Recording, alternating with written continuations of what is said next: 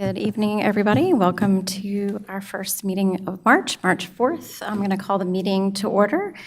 Please join me in a moment of silence, but before we do that, please silence or turn off your phones. That includes your GPS and other things that might start talking to us. We will have a moment of silence now, please.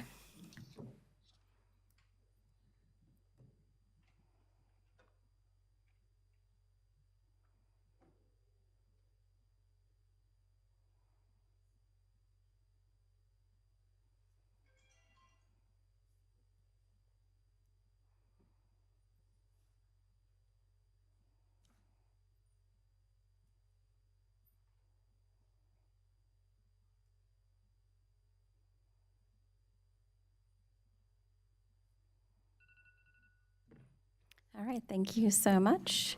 And now please join me in the Pledge of Allegiance. I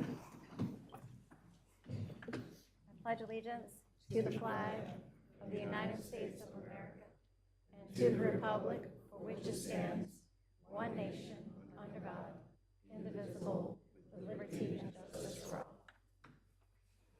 Thank you. And town staff, please do our announcements. Few announcements for you this evening. So I want to kick it off with information about the pedestrian bridge. It was recently awarded a grant by CRTPO in the amount of $3.1 million. They provided that funding as part of one of 25 projects they funded during their February 21st meeting, where they awarded more than $62 million worth of grants to these projects. It will cross over NC 73 at Lindholm Drive, and if you're curious about more information with the funding and the project itself, we have a full press release on our website about it. Also want to let everybody know that registration for our 4th Mayor's Fitness Challenge for the 3 North Mecklenburg towns is open as of today. So we have the press release on our homepage where you can go and learn more about the event, sign up and register. The challenge runs from April 7th to May 19th, and the kickoff event is on April 7th at 2 p.m. on the town green in Davidson. I also want to take a moment and share out some information about our website. We get a lot of requests for information about development projects, transportation projects, and everything else on our website. That is scattered about, but easy to find because we have buttons across our home pages. And as part of the redesign, we really tried to make an effort to make it easier to access that information on our website. We went by the 3 clicks, 3 scrolls rule. So we're striving to get everybody the information they need on the website at any point they enter within 3 clicks or 3 scrolls. So you can navigate to Planning's homepage. That's under our government drop-down menu. And you can see they have buttons for their projects map, their projects list right there under the search bar. And if you go down to what's called the graphic icon buttons in the wave design, you can click on current projects, and all of that takes you to development information about ongoing development projects. Then if you come over to the Engineering and Public Works homepage, you can click the development projects button under their search bar, or come down to the transportation projects in the graphic icon button series right there, and that will take you to our sidewalk and roadway projects. And then you can also access that information from our main homepage. If you just go to huntersville.org, you can navigate in by clicking that far right graphic icon button labeled development projects, and then I'll navigate you into our projects as well. We are continuing to refine how we navigate this and update the content on it, and we're thinking of better ways to display our project information. So as we work to update that, I'm sure we'll be back with more information this year, but for now, that's where it's lived, and that's what I wanted to share about our website tonight.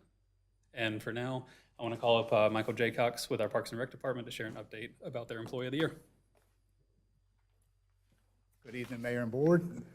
So every year, our staff nominates and votes on Employee of the Year, Employee of the Quarter. So this year, our staff selected Ronell D. Vertile. I said it perfectly if he's watching. I got it right. I asked him to make sure I got that right, but he's our senior park repair tech, does a great job providing customer service and maintaining our parks. Obviously, our parks are heavily used day to day. He does a great job. He's been here 2 years, and hopefully he'll be here many more years. And also, last month, we had our Black History Month event on February 17th at the David B. Waymer Center. And I want to thank our partners at Mecklenburg County and Arts and Science Council. Great event, great turnout, dance, music, poetry reading, food trucks provided by local Black-owned businesses as well. learned how to do drumming and so forth. So great turnout. Once again, any events we do, we always want to hear back from everybody what we can do different or better next time. So thank you to everybody that came out for that. Thank you. And recently, we've had some requests for information surrounding how we identify unmarked resting places when development may be happening. So I wanted to call up our engineering director, Stephen Trott, to discuss that a little bit.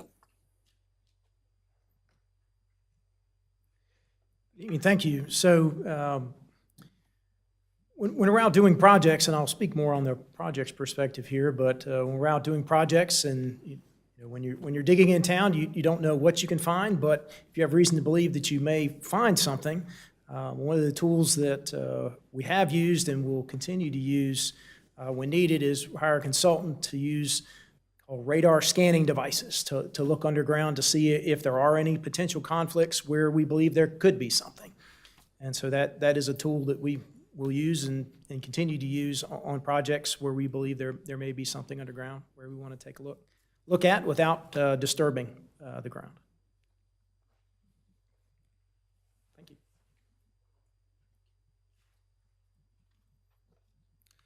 All right, and lastly, just a reminder of all the ways you can connect with us. Visit our website regularly for updates, follow us on our social media platforms, and visit the App Store, download the Huntersville app, and check that out. Did you guys have any questions? Awesome, thank you. Okay, we have a few presentations this evening that I want to get started with so they are not held up. And first we have Ashley Kakash, who's with the Arts and Science Council. I hope I said your name right.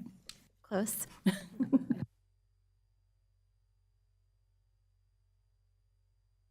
For that introduction.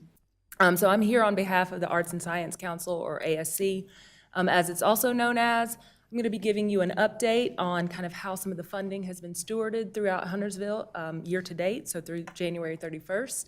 But before I get into that, I do want to say I am a Huntersville resident, so super excited to bring this presentation to you all and see how the funding has been stewarded. I think one of the images just shown at the Waymer Center around the Black History program, so I'm going to talk through some more opportunities there. It's also my birthday today, so please take it easy. Keep the questions to a minimum. But no, again, really excited to be here and sharing a little bit more about Arts and Science Council, what we've done for the town of Huntersville. So if you're not familiar, ASC is Mecklenburg County's local arts agency, and it works every day to invest in people, programs, and ideas that move us more toward a more equitable and sustainable and innovative creative ecosystem. So thank you, Mayor Clark and the commissioners, for your trust in ASC to serve the residents of Huntersville by investing in arts and cultural organizations and creative individuals through a cultural equity lens. So I'm just going to go through some of these updates here, really focusing on about 5 key categories in which we fund programming. But to date, I will say that for the fiscal year 24, the town of Huntersville invested $5,002 in ASC, so we thank you for that investment. We've been able to take some of that funding and additional funding and steward it to more than $80,000 year to date in the town of Huntersville through programming. So again, going to walk you through some of those key categories. This is an image of a Culture Blocks program at the Waymer Center. You're going to hear that a lot. We do a lot of programming there, and so we'll talk a little bit more about this one in particular. But I'm going to start with the artist support grants.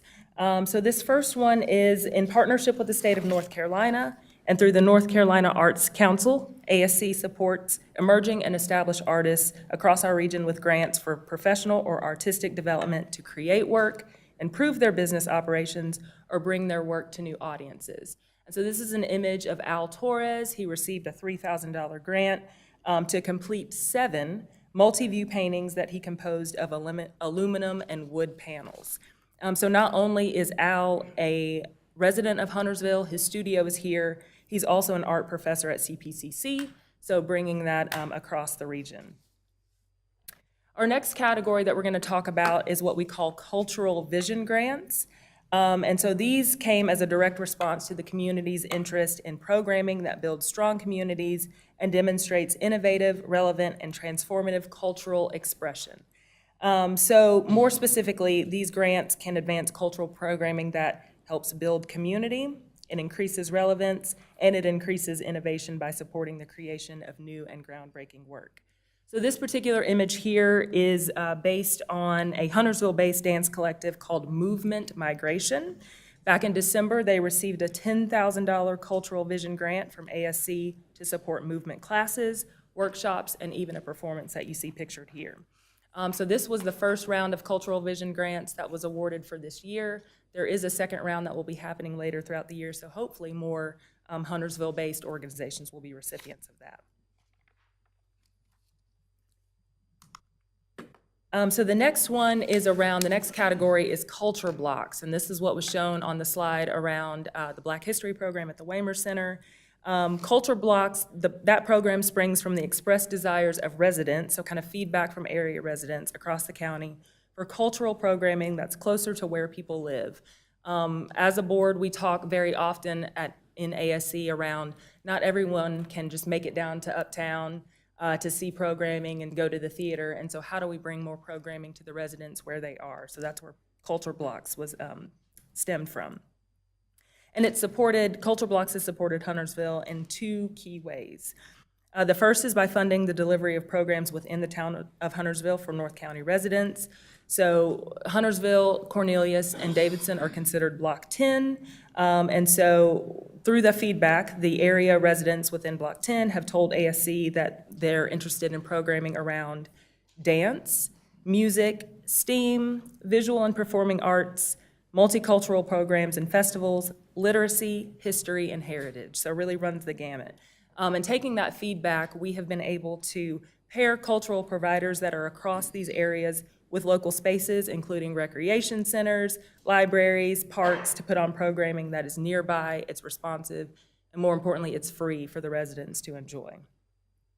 Kind of a plug for a current program.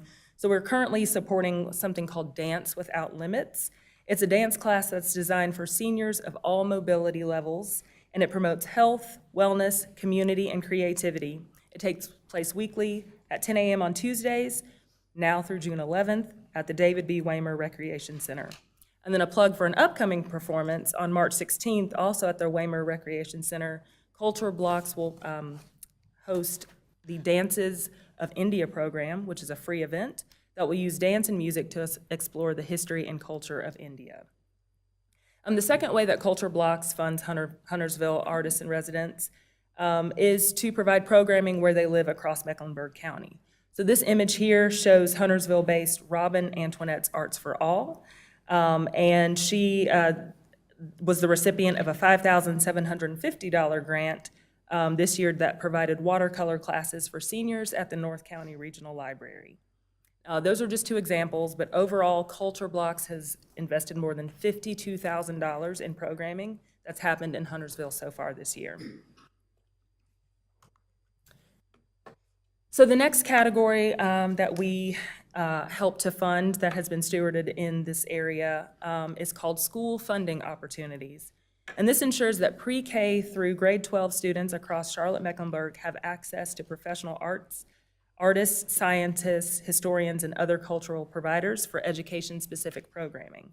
And it's provided whether they come on-site to the school to perform or the students can go to the facility. My son is a second grader at Huntersville Elementary, and they recently went to the Children's Theater to see a performance, so I was excited that he was able to participate and get exposed to that.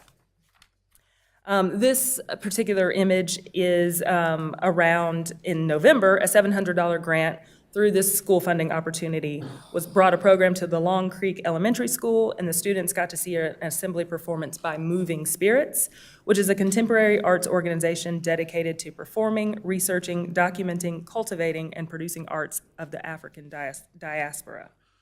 So it was really cool to be able to bring that to the students, and again, this is available to all schools, both public and independent schools throughout the county. The last category that we are able to kind of steward funding throughout the area is through the Public Art Program. This is funded by Mecklenburg County and the City of Charlotte, and it supports public art projects across the community. So this is actually a rendering of one that is it's currently in development. It's a multi-year public art project for Huntersville, Torrance Creek Greenway, tributary 2. And the project is currently in the fabrication phase. So the commission artist team, which is called Project One Studio, is creating a static light installation with custom, intricate patterns of color that will create a 3D effect and encourage consistent movement throughout the passageway. The really cool part about this is the increased lighting will help improve visibility, pedestrian security, and it all meets ADA accessibility standards. So just kind of a triple win there as well. And the artwork, or kind of the design, was inspired by Lake Norman, Torrance Creek, and McDowell Creek. And its title is called State of Flow, which references achieving a flow state of mind. So whether you're walking on the greenway, biking on the trail, or just observing the natural beauty around it, you can achieve that flow state of mind. And so on behalf of ASC, I want to thank you, Mayor Clark and commissioners, again for your support of our organization. Super excited again to see how the funds have been utilized throughout the area. We'll continue to leverage the funds and continue to grow the cultural kind of awareness in this part of town. And so please know that we are still funding programming throughout the year and will continue to do so with your support. Last plug for this image here. So this is an image of Dances of India. This is the program that's coming up on March 16th, so 2 Saturdays from now, at 2:30 p.m. at the Waymer Recreation Center. Again, it's a free program. The town is welcome to attend, and so we encourage you all to do so. Thank you. Thank you. Y'all have any questions for her before you let her go? She ran away. It's her birthday. We got to let her go. Keep the glasses to a minimum. Happy birthday, and thank you for joining us and taking time. We really appreciate the information, and we'll let you go celebrate. Thank you.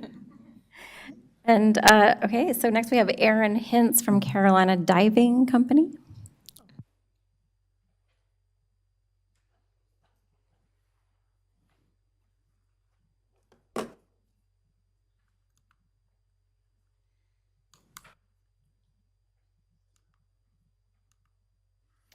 Thank you, Commissioners, and Mayor, for inviting me to present some information on my program and an exciting event that we're proud to bring to the Huntersville area.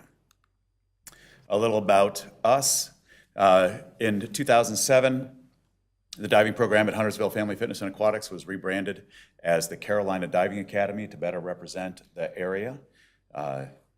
We have various presences on social media. And offer a complete diving program from an introduction to jumping off the side of the pool to fostering local divers to the Olympic trials. Some notable divers in our history. Ryan Hawkins was one of my first. Ryan Hawkins and Greg Ferrucci were some of my first top divers in the nation. Ryan made Olympic trials 3 times, was a national champion, a Pan Am Games participant, and a 7-time NCAA All-American. He went to Virginia Tech. Greg Ferrucci went to the University of Kentucky. I worked with him a little bit through his first AAU national championship. He was an NCAA All-American and an SEC finalist. Jocelyn Porter worked with me for 11 years. She was a 2-time NCAA All-American. She went to Virginia. Nikki Canali was my first Olympic trials qualifier. She was from the Marvin Ridge High School. She traveled up here consistently for 5 years from that area to train in Huntersville. Kendall Knight, who ended up going to Kentucky, grew up in Gaston County. As a parent, she was an 11-time NCAA All-American, a 5-time SEC medalist, and Olympic trials qualifier while she was there at Kentucky. Jocelyn Oakley was my second Olympic trials qualifier. She ended up going to Texas A&M. She was living in Huntersville when she was training with me. We went to the Junior Pan Am Championships and the Junior Pan Am Games in Chile. And she is experiencing, she just won SECs as a sophomore at Texas A&M. Over the years, we've sent divers to numerous Division I schools. Here are just a few. They stretch from Harvard to Stanford, from Michigan to Texas A&M, and everything in between.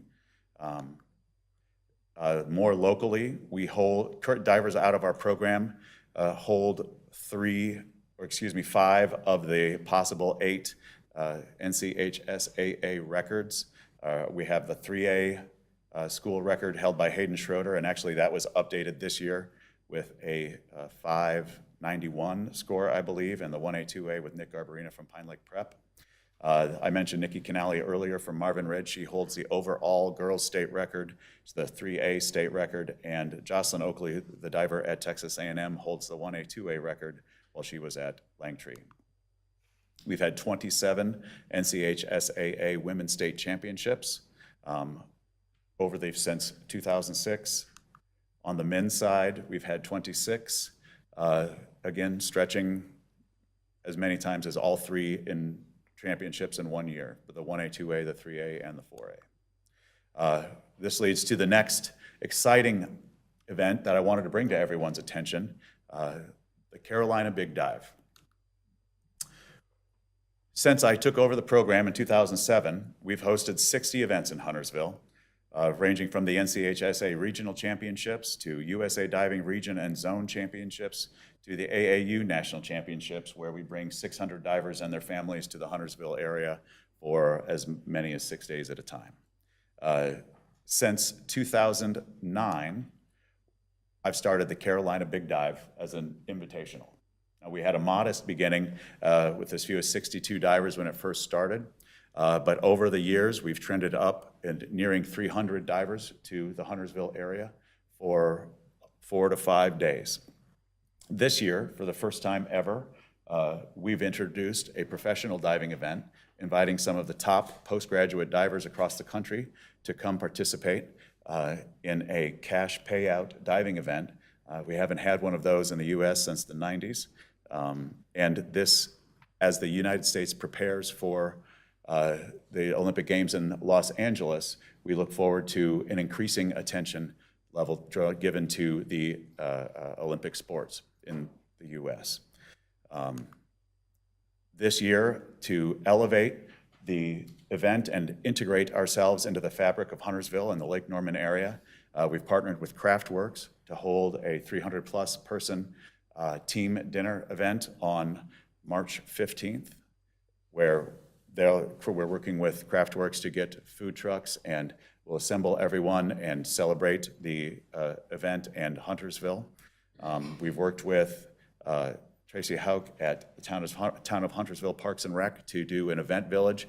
We'll be live streaming the event through our YouTube channel and be presenting it on a big screen at the shelter at the Huntersville Athletic Park, and partner with some food trucks and beverage carts, as well as additional vendors to create an opportunity for Huntersville residents and meet participants to gather outside of the pool.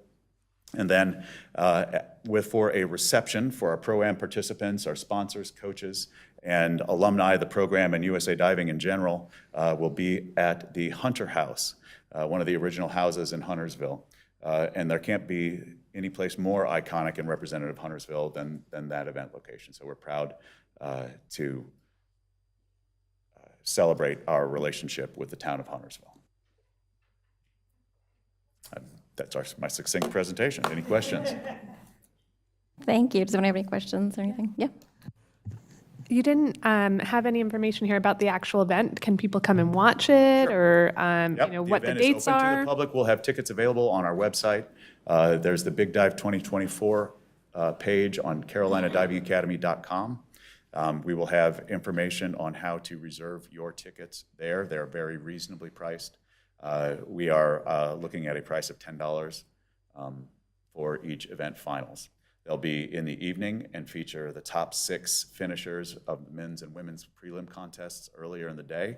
We'll have noisemakers and loud music, and we're bringing, for those of you who have any familiarity with Carolina, or with diving in the U.S., the last 10-meter women's gold medalist from the U.S. was Laura Wilkinson, and we'll have her here in Huntersville providing some color commentary on the live stream and be available to answer questions and allow you to take a look at her gold medal.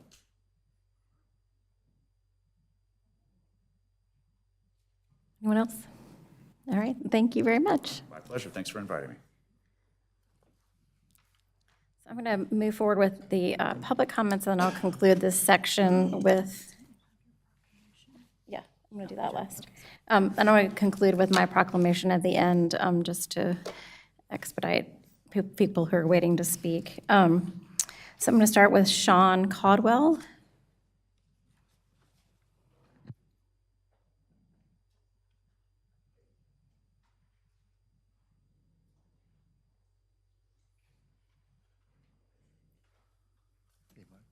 Hi to everyone. My name is Sean Cohen. I'm a lifelong Huntersville resident, and I came up to speak for two reasons. First being I wanted to invite you all to NAMI. I don't know how many of you have heard of NAMI.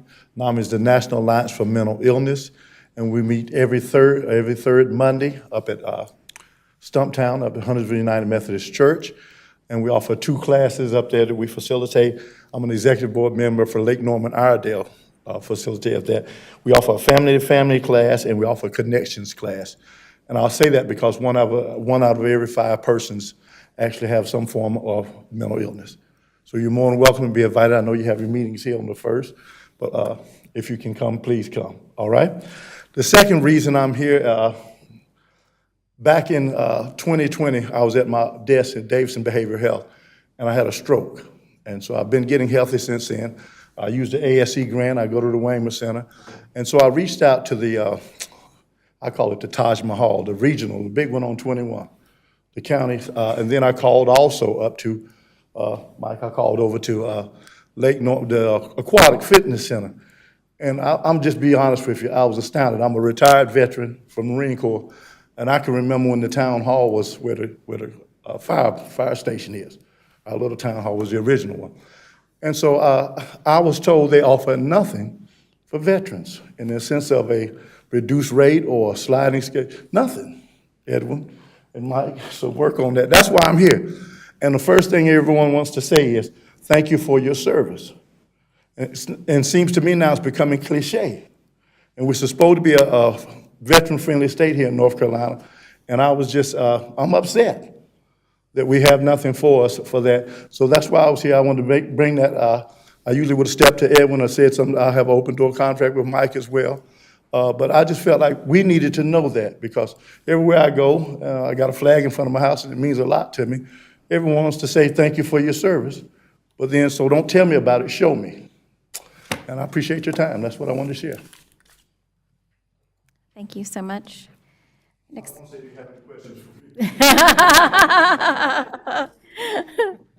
We'll send Edwin. Emily Outens.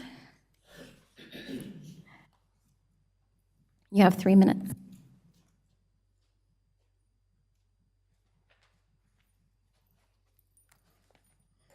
Good evening, everybody. I'm Emily Outing, and I've been a resident of Huntersville for almost 30 years. And I'm here to address an issue with the Spring Grove development that's going on Hager's Road. On January 30th of this year, my water line, which we had installed in front of my property, was relocated across the street to connect with the Spring Grove development, which I have no dealings with. And since that has happened, my water quality has been terrible. My water is milky white. I've had to call the city out 3 times to check my water. They say it's fine. But my water is still cloudy. And because I do beverages from my home, I can't use that water without a purifier. I'm afraid it's not safe to drink like it is straight from the faucet. So I've purchased a water purifier, and I've used bottled water. RBC contractors are the ones that moved my water line from in front of my house. And we have copper piping from the previous meter to my home. They have installed PVC or some other type of piping. And it's 87 feet away from my home. It's in an area that's not on my property. So what we need to know, I need to know, my husband and I, who's gonna be responsible for maintaining that water line and repairing it or replacing it in the future if it needs that, because it's not on my property, it's across the street. And I am the only one on that water line. That I don't understand either. Why did you have to move me and nobody else is connected to that piping? It's for Spring Grove development. There are no houses over there yet. They're still developing that property.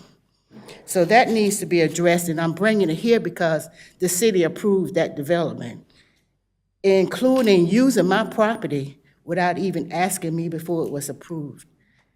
So I have that major concern. And my other concern is, well, I think I've addressed everything that I need to address. I would just like to have some response from the city as to what's going to be done with that. Thank you. Thank you so much. Next, I have Rachel Zwiff. Is she here? Oh, there she is. You have 3 minutes.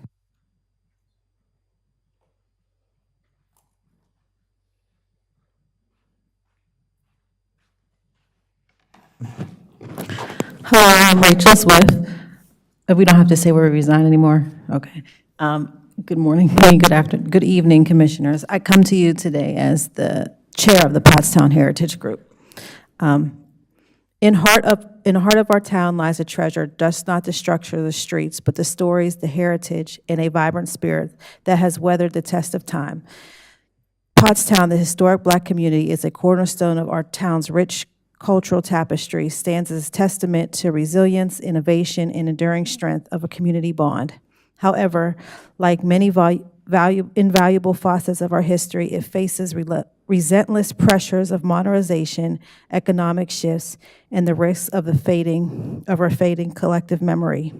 This is a pivotal moment for us as stewards of our town's future and as guardians of its past to forge a path that honors our heritage while embraces progress.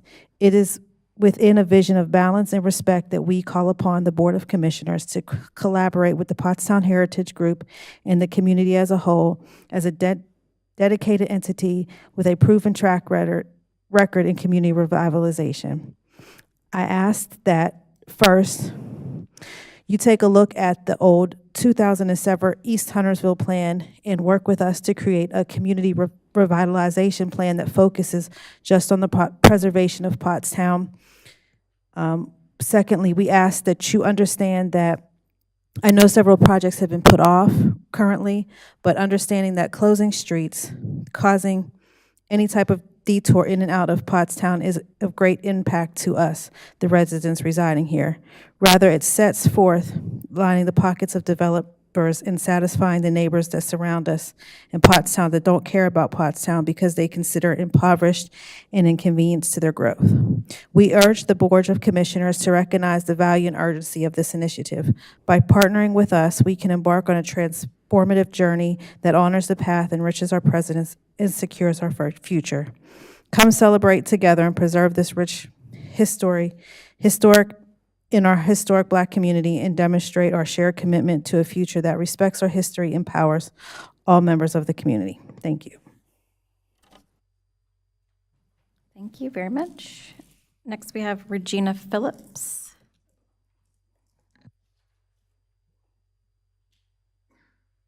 Ms. Phillips, you have 3 minutes.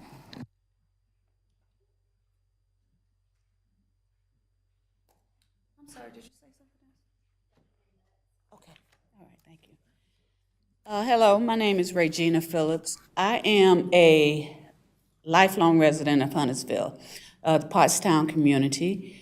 My family still lives there. I have friends all around that have lived there. Sean spoke earlier.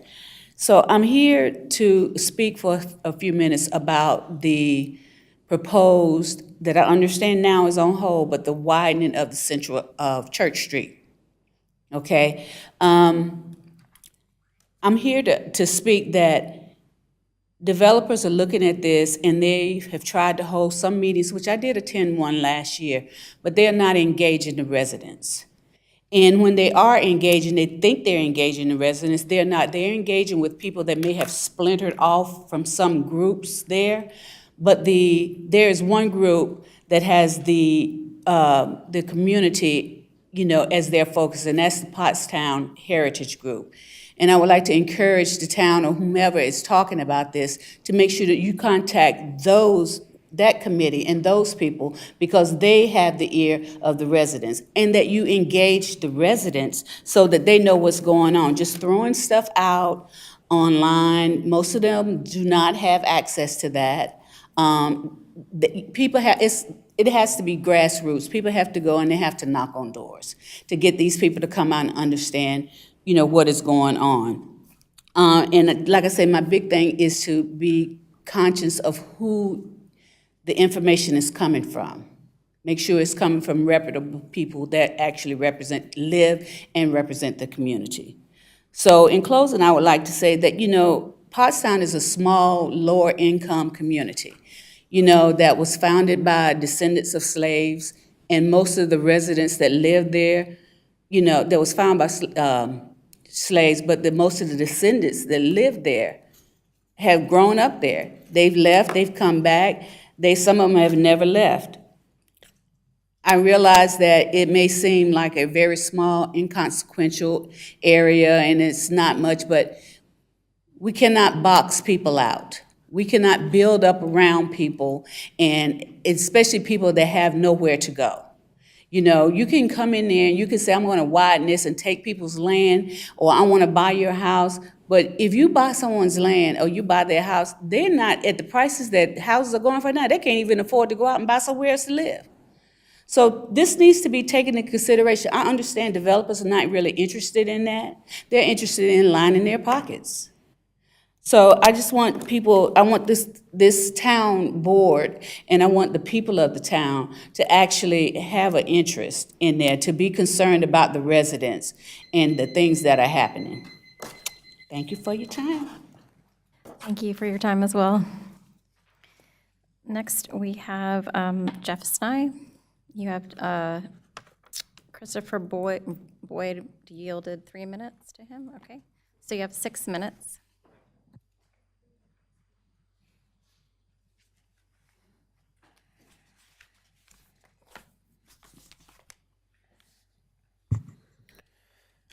Good evening. Jeff Sny, Huntersville resident. There we go. Almost? Got it. Huntersville resident and chair of the town planning board. There we go. So good evening, Madam Mayor, commissioners, town staff. First, I would actually like to read a prepared statement by Huntersville resident and vice chair of the town planning board, Frank Gammon. He couldn't be here tonight as he and his fellow Mecklenburg County poll workers are preparing for tomorrow's primary elections. So in his words, thank you for the opportunity to share my thoughts regarding the proposed changes to the Huntersville Ordinance Advisory Board's rules of procedure. You, the town board, certainly have the legislative power and ability to change the rules of procedure of any advisory board, notwithstanding state statute requirements and limitations. However, in this instance, I would suggest that the cart has been placed before the horse. Before you can remove the power of the HOAB to initiate a text amendment, the zoning ordinance must first be changed. Article 11.4 amendment process, specifically 11.4.3A1, states, and I paraphrase, any amendment to the zoning ordinance text or zoning maps may be initiated by the town board, Huntersville Ordinance Advisory Board, or the planning board on its own resolution. Changing the rules of procedure without first changing the zoning ordinance does not remove the ability of the HOAB to initiate a text amendment. It just creates conflict and confusion. There is a text amendment process, and I ask that you follow it to avoid this conflict. Second, the town board forms citizen advisory boards to make recommendations. If you do not agree with those recommendations, that's fine, but please tell your citizens why you agree or disagree. You are the decision maker. In the case of the HOAB, it appears that the town board does not like the advice that it's receiving and has chosen to pull its teeth and limit its voice. I ask each of you, have you reached out to communicate with the HOAB regarding the proposed changes and why they are proposed? Finally, I ask that before these rules of procedure are put in place, that first you meet with the HOAB to discuss these changes. If after that meeting you want to proceed with the changes, then initiate a text amendment to change Article 11.4.3A1 before approving the new rules of procedure. I look forward to hearing your decision and the reasons why each of you voted for or against this proposal. Thank you. As for myself, I'm here to speak regarding item 10D as well, which is the HOAB Rules of Procedure, both as a citizen and as a volunteer of various Huntersville advisory boards for more than 8 years now. I share with you that a majority of the proposed changes to the HOAB bylaws are not what's best for the town, and the fact that they have found their way into your agenda packets is actually a disservice to yourselves. First, a little background. I was a founding member of the Huntersville Ordinance Advisory Board and served for a little over 3 years, finishing as its vice chair before being invited to join the planning board, of which I've proudly served on ever since. As soon as I made that transition, I also became the planning board representative on the HOAB for their traffic impact analysis subcommittee that was created at about that same time. I say that simply to validate my knowledge surrounding the HOAB itself and what it used to be. I've been reminded a number of times recently that the HOAB is not legally required to exist, and that's absolutely true. At the same time, though, it was absolutely created for a reason.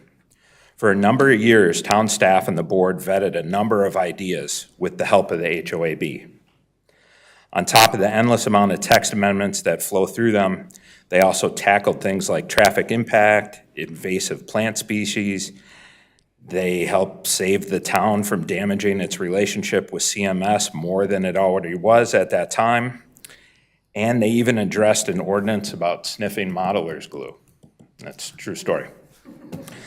In recent years, though, that seems to have changed. Newer boards got distracted with other things, and as town staff positions turned over, relationships were lost.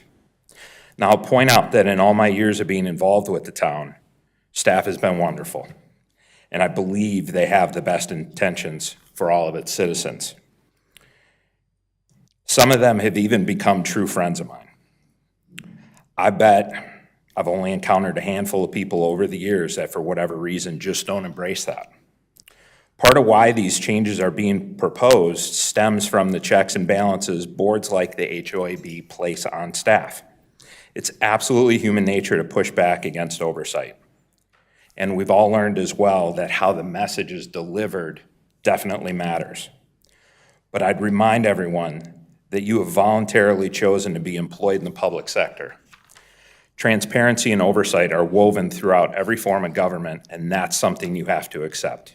It's either that or the public or the private sector actually awaits you. By implementing a majority of these changes, you will neuter the HOAB. You will strip the citizens who volunteer and sacrifice their time for that board of their key powers. I'll go as far as to say that you'd actually be better off eliminating the HOAB and not waste anyone's time than to change the bylaws to what's in front of you. Either way, this is going to make you look bad, but at least the people most vocal behind closed doors can come out from the shadows. Are we sure? Man, I just looked. All I'm going to tell you is you pride yourselves. Thank you, sir. Keep it up. Okay, next we have Amy Hallman, and you have 9 minutes. Lee Hallman, you've yielded your 3 minutes, and Amber Kovacs, Commissioner Kovacs has yielded her 3 minutes as well.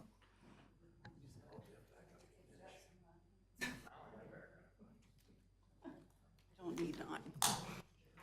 But I had a lot of support. Okay. Amy Hallman, Huntersville, that's new. I am normally here just to speak as a happy resident, but I am the chair of the HOAB board. So there were moments today where I almost didn't come. I thought, what's the point?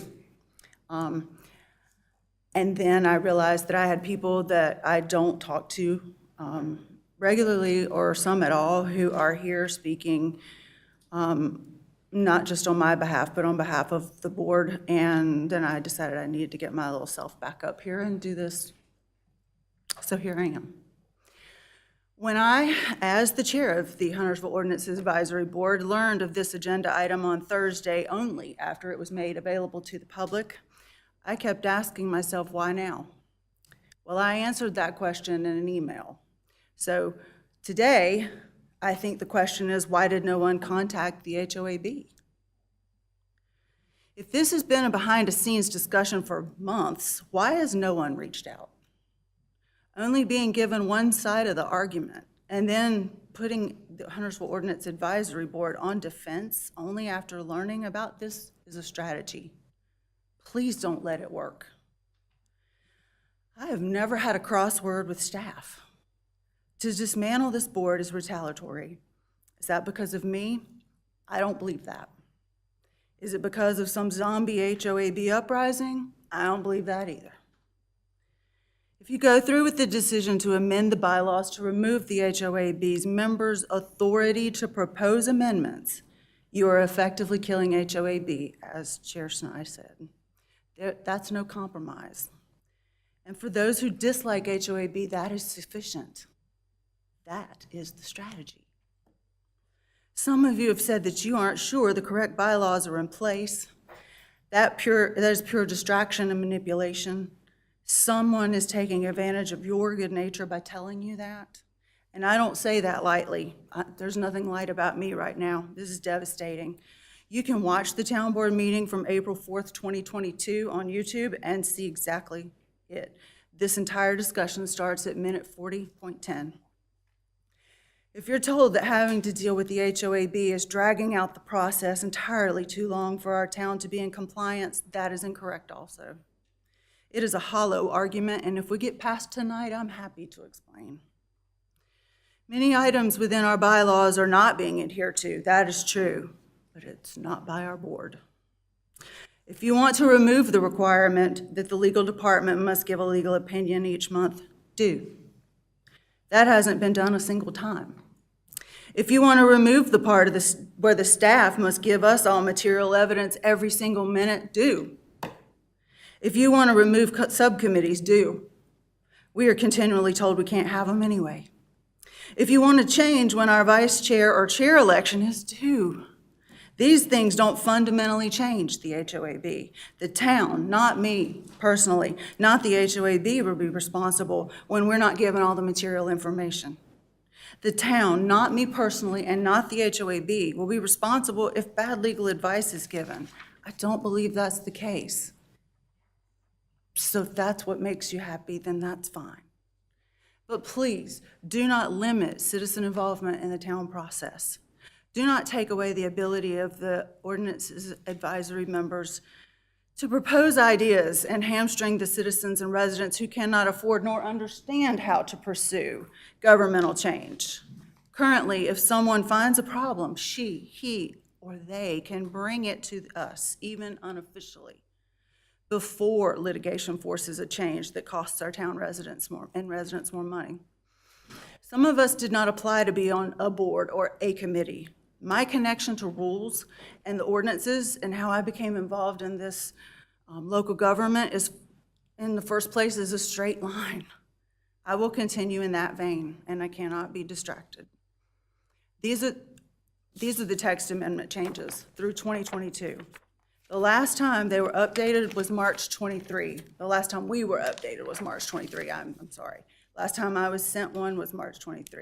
With every text amendment, our zoning and subdivision ordinances change. Our ordinances are a live document. That job's not done. Bringing in more than one attorney and you can have more than one interpretation. That's what a lawsuit is, more than one interpretation. To say that information is outdated because the HOAB puts too much work on staff is just not true. And as such, HOAB is reduced to just approving already mandatory text amendments for compliance to state law and only what the planning department puts forward. It would be easy to argue that we really aren't necessary. You'll be back here in a few months. Our ordinances, our town is in danger. I feel like we could have all saved this heartache and drama had someone picked up the phone and called me. But that would have implied that someone actually was looking for a sincere solution. And we look at where this discussion started and how it went down, you don't have the entire picture. I would like to work on a solution that could work for everyone. The HOAB is in the public interest, and it is the public interest that we work together in the open. Thank you very much. Thank you, Ms. Holman. Next, we have Matthew Jones. And John Passarelli, you've yielded 3 minutes to Mr. Jones. Wherever you are. Okay. Is John Passarelli in the room? Okay, just making sure, thank you. Evening, Madam Mayor, Commissioners. I'm Matt Jones. I've been a resident of Huntersville since 1998. I'm here tonight to speak in opposition of the proposed changes to the bylaws of the Huntersville Ordinance Advisory Board. Yes. I want to give you the correct time, okay? What was the 6 minutes? Oh, you got a countdown right there.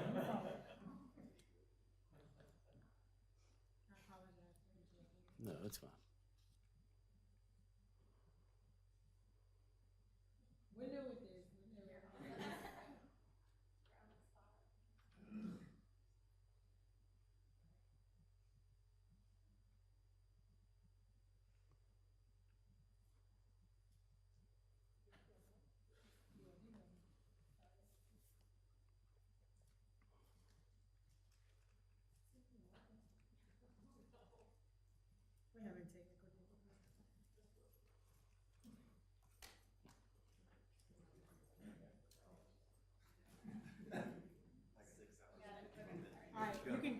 Okay, thank you, thank you.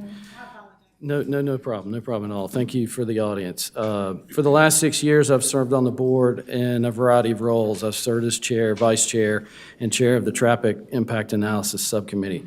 The proposed changes to the Ordinance Advisory Board bylaws serve no public purpose, restrict public input and engagement, reduce accountability, transparency, and are inconsistent with our adopted ordinances.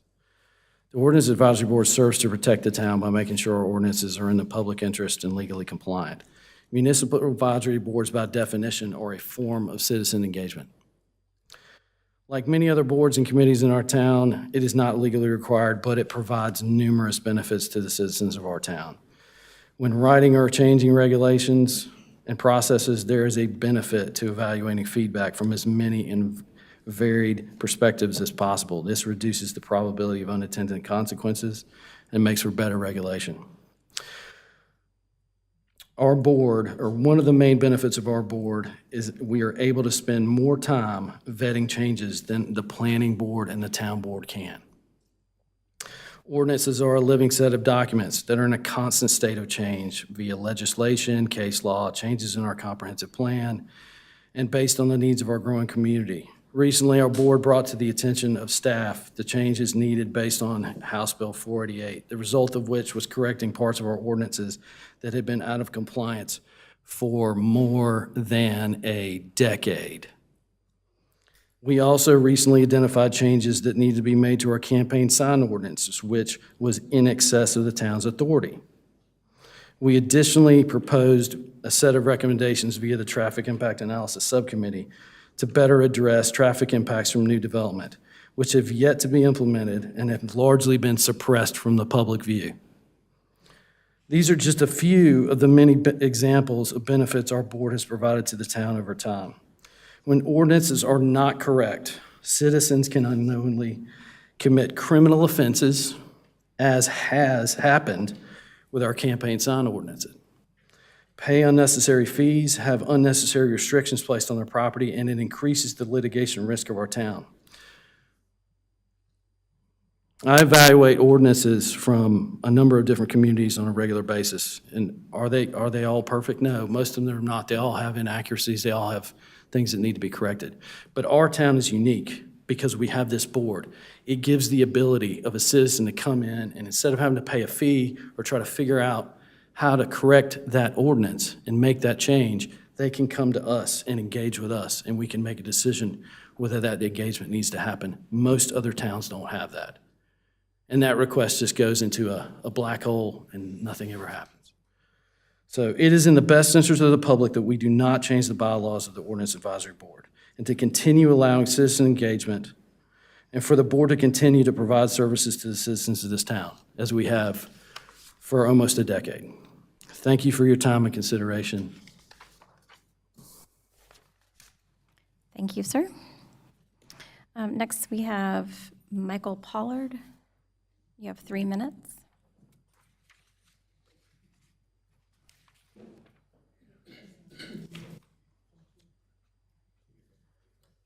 Good afternoon to Madam Mayor and the board. I appreciate this opportunity to speak with you for just a few minutes. As you can see, I have no prepared notes. I think you've probably had an earful of all the reasons why it is a concern to look at changing the rules of which the Ordinance Advisory Board operates off of.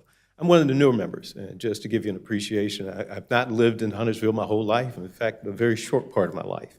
With that, though, where I came from is I formerly served and worked in government for quite a while, municipal government. I was an elected official. I was also chairman of the Board of Finance for the city. By the way, it's about twice the size of Huntersville. Also served as chief of staff for the city of Stamford and the mayor of the city. So I'm quite versed in looking at boards and commissions and authority, et cetera. And I would simply say, you probably like I have the same primary objective. That is to ensure that the taxpayers, the citizens, are absolutely getting the highest possible quality of life necessary. Thereby, when making decisions, we ultimately look and try to figure out and drill down as quickly as we can to what's in it for the citizens, what's in it for the residents. I also formerly served for a couple of consulting firms for 15 years. And one of the things that I often got involved with was process improvement. How is this making it better for citizens and residents by making changes to their government? With that being said, I think in the end, what I think we all try to strive for is to be able to look at a resident and say, this is absolutely a far improvement of what we previously had. I myself, when I got here, one of the things I was very pleased to do is to go to Huntersville 101, learn as much about Huntersville as I possibly could. I'm a big believer in give back to your community. Don't just live there and say you got a residence there, actually do something. And I'm a do something kind of guy. I'm also on the board down in Mecklenburg County as well. So with that being said, when I look at what I could have brought to the board under the current structure and what the rules are, is that I immediately started saying, hey, let's look at pedestrian safety. I had a proposal about pedestrian safety. Hey, let's look at some areas where blight is considered to be a problem for some of the neighborhoods. Let's look at how we fix those. Those are the kind of things that a new member like me could bring to the table. However, based on what you've already heard, if that power is removed, it limits greatly, and it adds layers of complexity to get things done. So if I now have to go to someone else to get the same thing done, now I've impacted not only my time, but their time as well. So with that being said, I won't dribble on, but I do want to strongly encourage you to simply look at it purely from the taxpayers and the citizens' lens and try to determine what is the most impactful things one could do with a board like the Ordinance Advisory Board. And that is to leverage it in ways that you can't leverage other resources that you have. So with that being said, I'm going to shut my little mouth up. It's been a pleasure to meet with you and talk with you, and I wish you all the best. Thank you. Thank you, sir. And our final public comment is Bill Fountain. You have 3 minutes.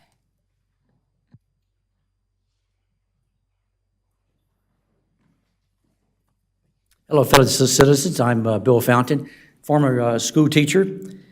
Over the past several years, our progressive CMS school board and administrations have actually replaced the classical values of merit, fairness, and equality with diversity, equity, and inclusion, the DEI ideologies. These progressives are also using social emotional learning, SEL, to indoctrinate the children with this DEI ideology.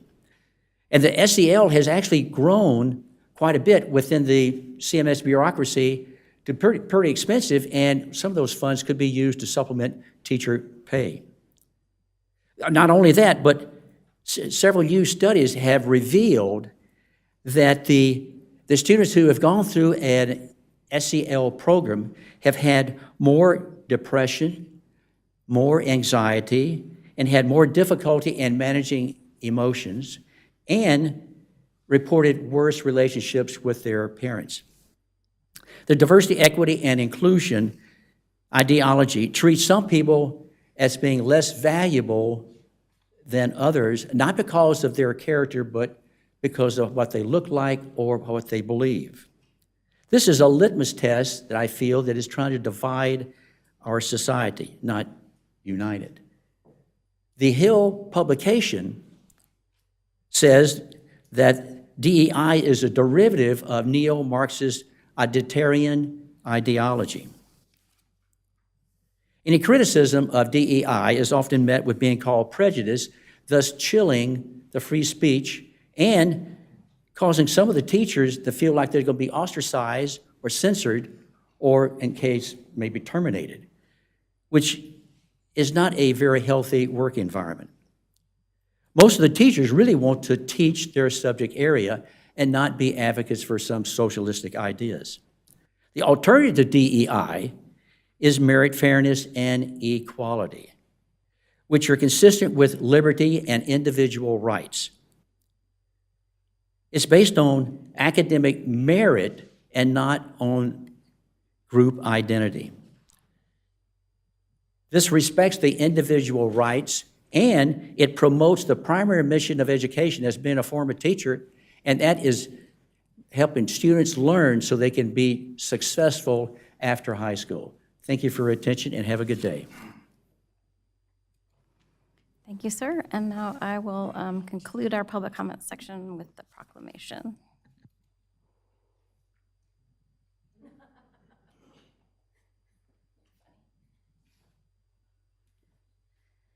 All right.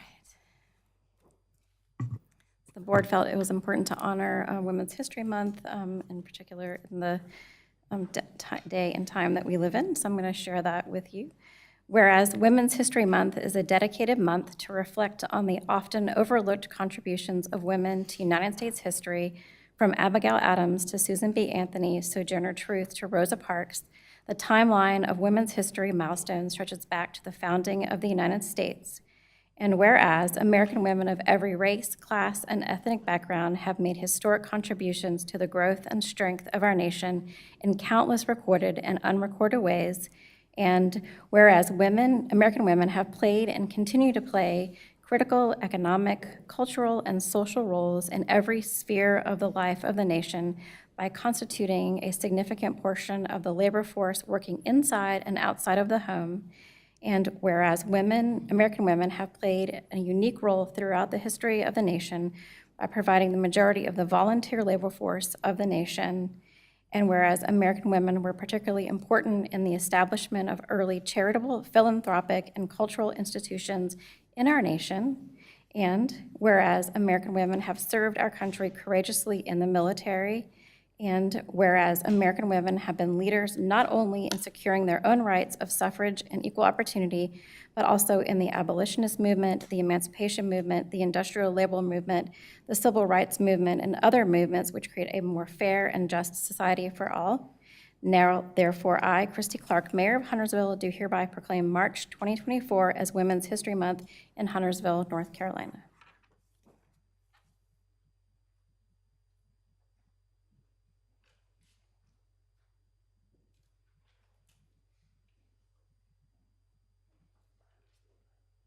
Do we have any changes to the agenda?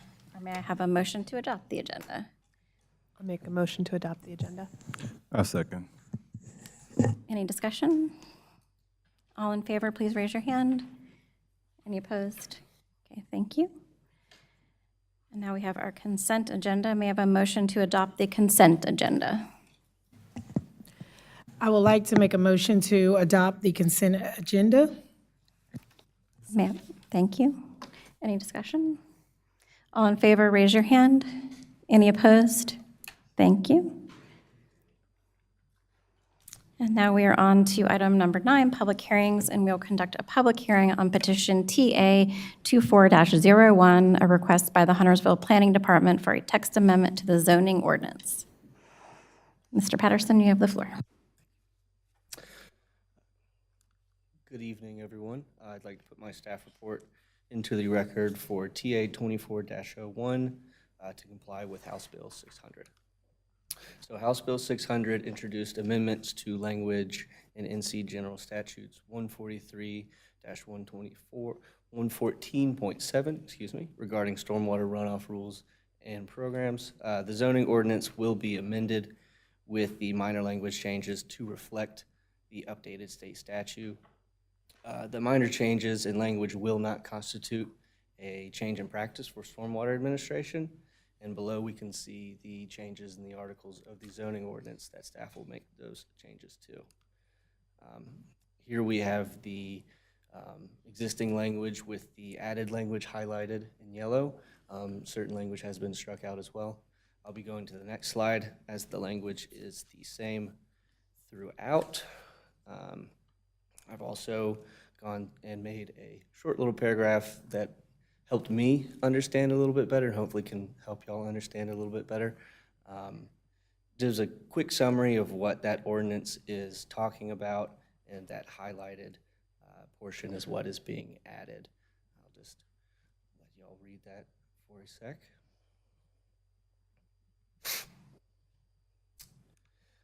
And the recommendation, staff recommends approval of text amendment to comply with House Bill 600, and HOAB recommended on January 4th, 2024, the HOAB recommended approval with a vote of 8-0. Planning board is scheduled for March 26th, final action on April 15th. Happy to answer any questions. Do we have any questions for Mr. Patterson?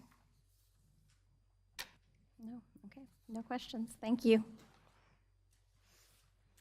And we have 9B, conduct a public hearing on petition TA 24-02, a request by the Planning Department for text amendment to Article 10. And I'll give Mr. Patterson the floor again. Thank you. I'd like to put my staff report in the record for TA 24-02, the campaign sign ordinance.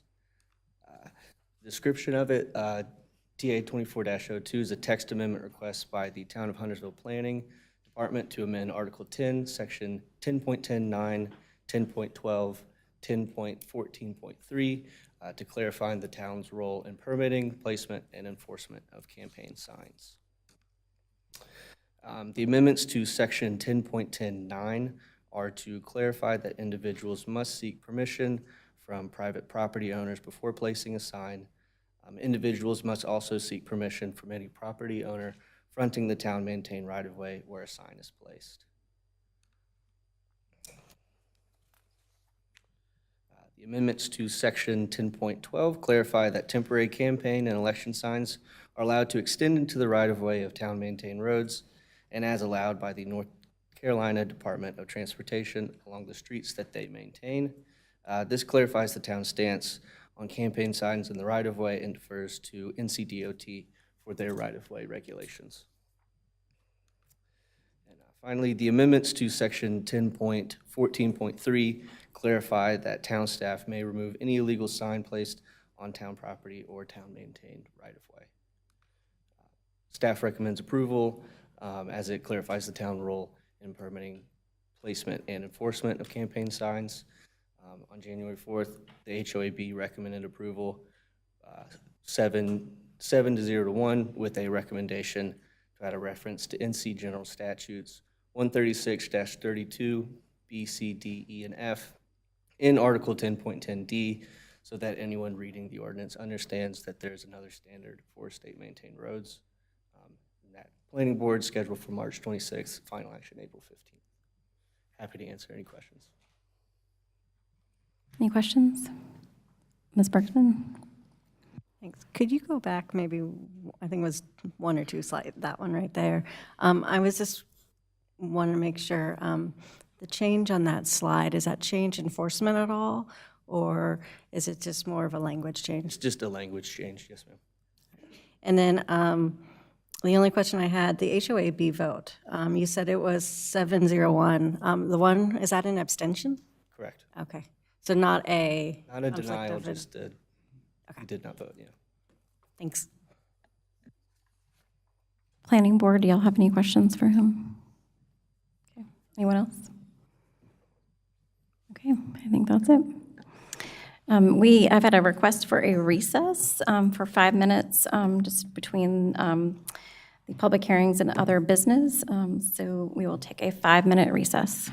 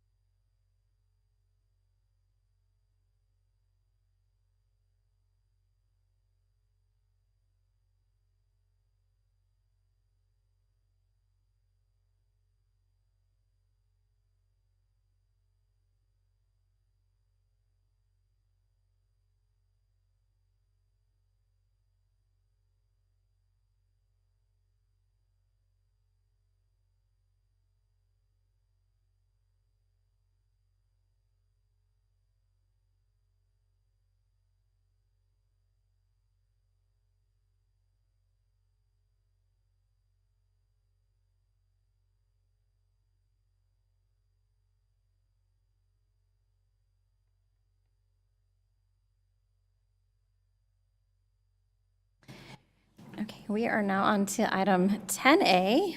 Consider approving budget amendment appropriating $206,000 from the general fund. And I'll pass it to you, Ms. McGinnis. Yes. At the pre-meeting on February 19th, there was a consensus for the town to bring back, for us to bring back a budget amendment to pay part-time firefighters. So there's two pieces to this. The total is $884,955, which will be funded in various salary and benefit line items.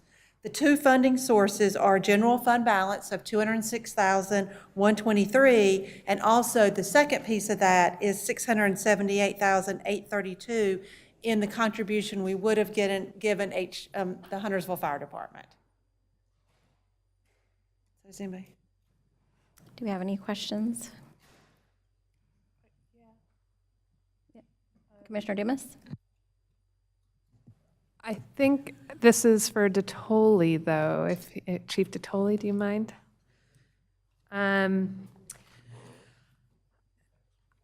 Is it usual to pay benefits for part-timers?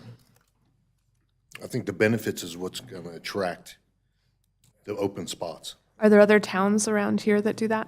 Davison started doing it about two years ago when they started having problems filling the seats because less and less people wanted a part-time job. They all wanted full-time. So when they opened that door, that the town decided, hey, let's give them Elgers, let's give them the 401k, they were the first to do it, and they were the first to really start seeing the benefits from that. That attracted more and more people. In fact, we lost a few of our firefighters to go up there to get Elgers. So I was hoping to get them back. Okay, thank you. Any other questions? Can I add, prior to adding part-time firefighters, it has been unusual for us to have part-time positions that had retirement benefits. It's not unprecedented, but it's unusual. Hey, can you share the rationale behind the inclusion of the increase in pay for the various I would like to, positions? thank you, yes, ma'am. So first thing I want to remind everybody of is why we're doing this. We fund 18 positions, 24/7, 365. And the fact that we're not able to fill those positions is exactly why we believe we'd like to do something to induce firefighters to agree to staff those positions. And so if we were going to do nothing more than pay them on the town's books, the $678,000 in the budget amendment Patty talked about be all we need to do. Rather than pay that to them, we'd keep it here and we'd pay them on our books. Our agreement with the retirement system is anybody that works over 1,000 hours a year participates in the retirement system. When we put people in the retirement system, we make sure they get a 5% 401k contribution. The whole reason to do that is to hope to encourage more people to choose to work our shifts so we have enough staff on the trucks. We didn't write fair labor standards, but we absolutely adhere to it. And so if you are an employee of the nonprofit Inc., overtime applies when you exceed 40 hours in 1 week. That is not so if you are paid by the town. It's just a fair labor standards rule, not our rule, not something we made up to be more generous. We want to make sure first that we are paying our firefighters close to market. Today, right now, firefighters make under $20 an hour, that's $17.75. So adding some to the rate of pay, as Patty discussed, helps compensate for the loss of some of their overtime hours. It helps, if you participate in the local government employees retirement system, employees make a 6% contribution. So the part-time employee would be required to contribute 6% of their salary. That would be a deduct from their salary on a pre-tax basis. So this increase in rate of pay also helps offset that. That's what I got.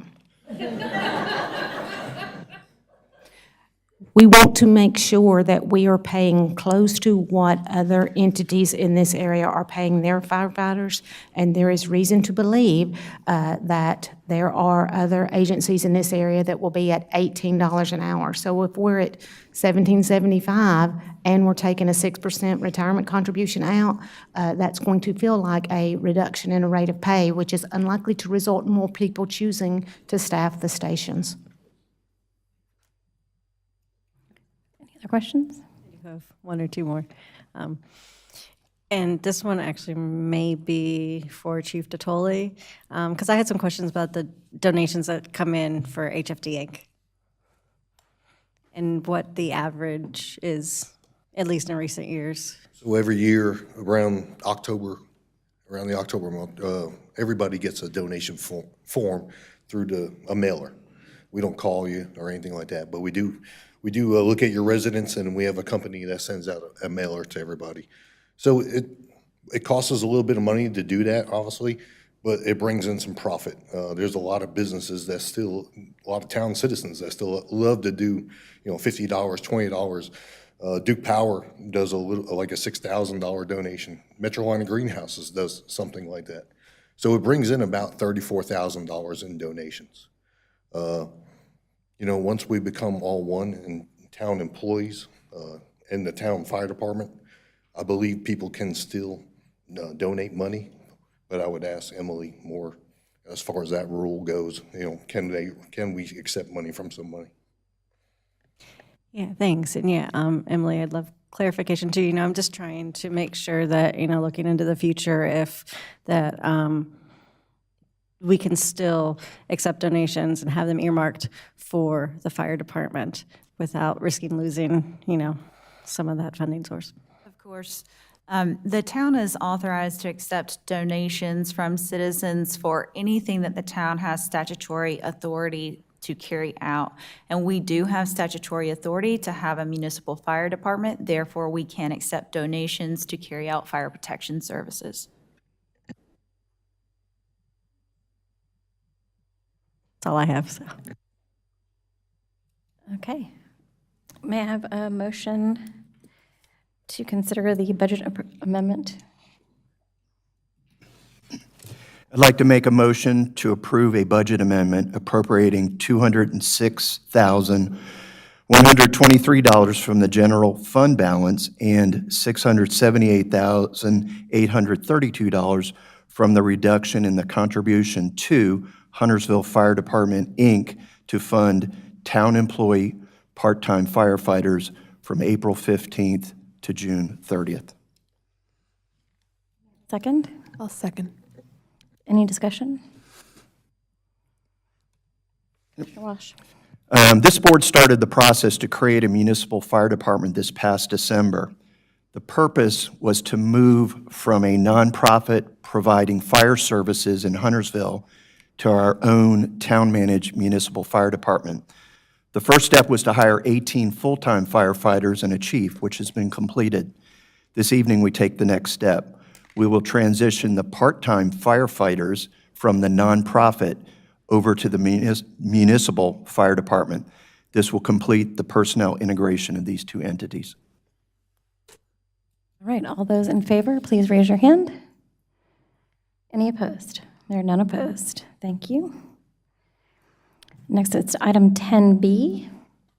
Consider appointing 9 members to the Environmental Sustainability Committee.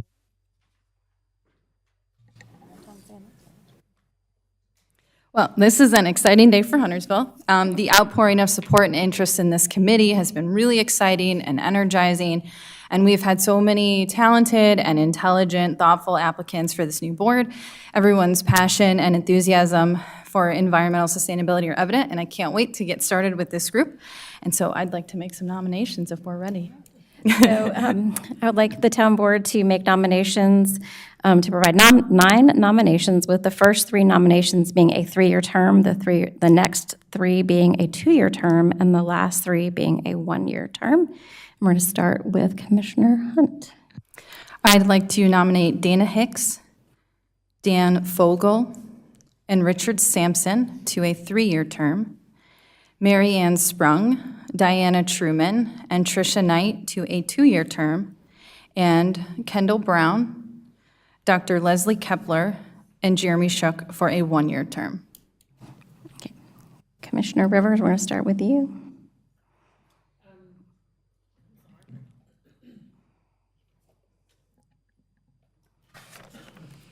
All 9, I agree, is being recommended. Commissioner Walsh, I'm also good with the 9 and recommendations. Commissioner Dumas, I'm also good. Commissioner Quarles, Same. Commissioner Bergsman. Mine's a little different, just by 1, and I just want to preface it by saying this is a very difficult decision. We had lots of great applicants, not enough spots, and one of my considerations when making this was whether or not folks are already serving on a current committee. So I guess I'll list all 9 with a similar order. Dana Hicks, Dan Fogel, Dr. Leslie Kepler, Rich Sampson, Diana Truman, Tricia Knight, Marianne Sprung, Jeremy Shook, and Bruce Hurley. May I have a motion for the 9 nominations that had the majority of nominations, please?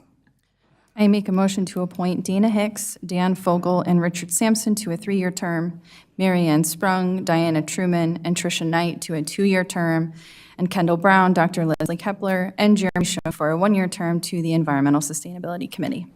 May I have a second? A second. Any discussion? Okay, all those in favor, please raise your hand. Any opposed? Okay, thank you. And now we are on to item 10C. Consider appointing 1 member to the Parks and Rec Commission due to a vacancy.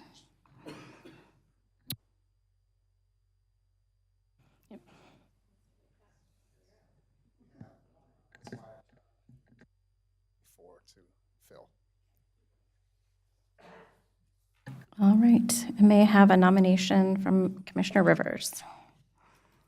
I would like to nominate Aaron Nair. Commissioner Walsh?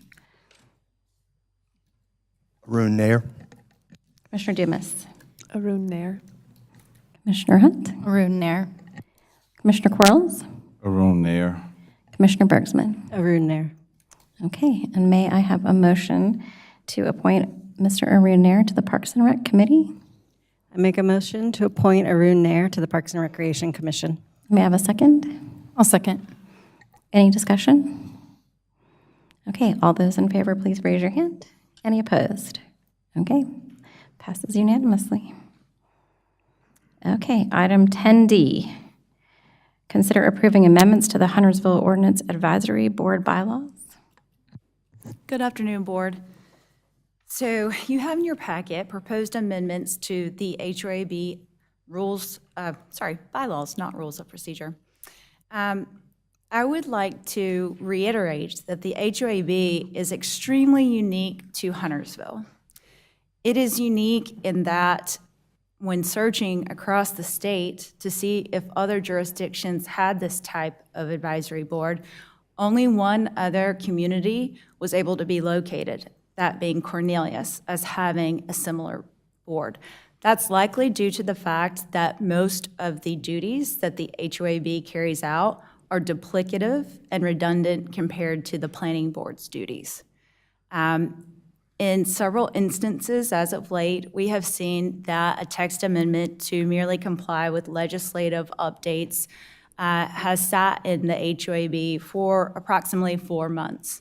There are deadlines for complying with legislative changes in our ordinance, and we really need to, as a town, implement those legislative updates in a timely fashion so that our ordinances are not out of compliance with the statutes.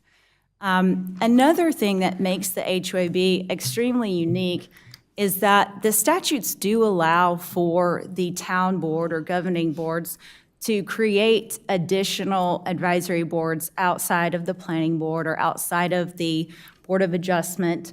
However, the statute that provides for creating those additional boards allows the town board to create them via ordinance. In searching to see whether or not the HOAB was created by ordinance, it was not. It was actually created in 2015 as a result of what I found and located to be a Bob Evans agenda. I can't find anywhere in the minutes of the town that this Bob Evans agenda stemmed from or was the result from an official town board meeting. Also, as to providing legal opinions and information related to text amendments, the legal department has taken a proactive approach in bringing to the attention of planning staff and the town board all legislative changes that have taken place since I have been installed as a town attorney, which was October 2020. Prior to my coming on board, I believe that one of the major goals and purposes of having the HOAB in place was to have a subcommittee, let's say, to look into whether or not impact fees were allowed. Impact fees are illegal in North Carolina, and nothing has changed since then. So now that that task has been completed, and also a major overhaul has been completed throughout the updates to the ordinances when we aligned our ordinances with 160D, Chapter 160D of the North Carolina General Statutes, a large part of the HOAB's duties have already been completed that were initially contemplated. All of the outdated references to Chapter 160A have been replaced by the Chapter 160D references to the extent that they were listed in the first place. Also, by way of additional background, in approximately 2018, the town board had directed the town attorney at the time to go through and update all of the rules of procedures and bylaws for not just the HOAB, but all of the advisory boards across the town. So planning board, board of adjustment, HOAB, Parks and Rec, et cetera, to align them with conflict of interest rules, to make the election procedures similar across the board, to have the elections take place at the same time, et cetera. So one thing that we did when I came on board was to start that process. And we actually amended the HOAB bylaws on September 7th, 2021. And those amendments did just that. They aligned the HOAB bylaws with many of the other committees, boards here in Huntersville. And also at the time, we had noticed that there were some concerns and that on several occasions, and this was discussed in detail ad nauseum on the September 7th, 2021 open record for that meeting, we had been noticing that citizens would receive a decision from planning staff about a planning-related issue, and if they did not like the answer from planning staff, they would then take their concern to an HOAB member and try to have them unilaterally add it to the agenda rather than going through the proper appeals process and paying the appeal application fee. And that is not something that we should be doing as a town from a legal standpoint. If a citizen does not agree with a staff opinion, instead they should pay the application fee to appeal that opinion and go through the proper process. Because if the appeal is then later appealed or for some other reason taken to court, we need to have a paper trail that we followed the proper process. Just by way of example, we had an item that was related to private civil litigation that one member attempted to add to the agenda. The town does not deal in private civil litigation matters. So these amendments are, again, bringing the HOAB bylaws in line with other committees as far as the election period, the election timeframe, making sure that the proper procedures and protocols for text amendments are being followed. I could provide additional background, but I'm sure that you all have questions that you would like to ask of legal staff, and I'm happy to answer those questions. Commissioner Dumas? In public comments, there was a question about zoning, requiring a zoning ordinance change. Do you have any thoughts on that? I'm not sure I'm following that question. Okay. A question about a zoning ordinance change? Oh, I'm sorry. You meant as far as whether or not you as a town board can update the bylaws prior to updating the zoning ordinance. Correct. So yes, you can. In fact, it would be much more efficient to make sure that you have approved the bylaws first and then go back and adjust the ordinance itself to make sure that the town board has already voted to make these changes. And then we start the text amendment process because we have a procedure that must be followed for text amendments, which includes calling a public hearing, advertising for a public hearing, holding a public hearing, all of which cost money to do so in terms of advertising cost. Commissioner Rivers? Okay, so I know that you stated on September 7th of 2021, there was the process of amending the HOAB bylaws. Have there since then been any changes or updates or amendments to the HOAB bylaws? Correct.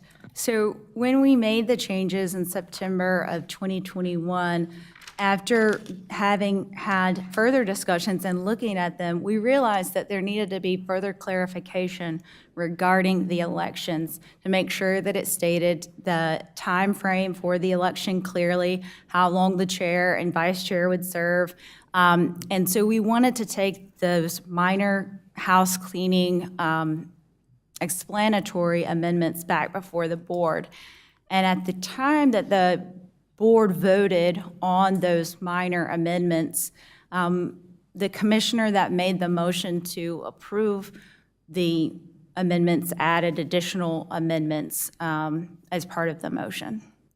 Okay, so for clarity, additional amendments were made all in one, in addition to the election process that was. Correct. From the dais, the commissioner that made the motion to approve the clarification or clarifying edits added some additional edits to the red line that was in the package via his motion. Any other questions? Commissioner Hunt?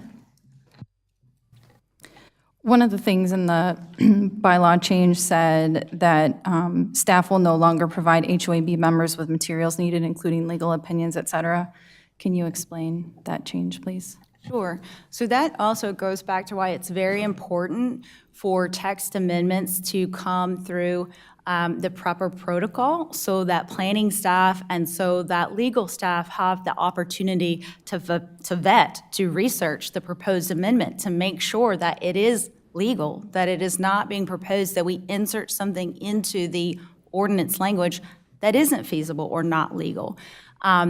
Every time that a text amendment is being proposed through the proper process, both planning staff and legal staff review it to make sure that it is legal. We do our research before it even reaches the HOAB.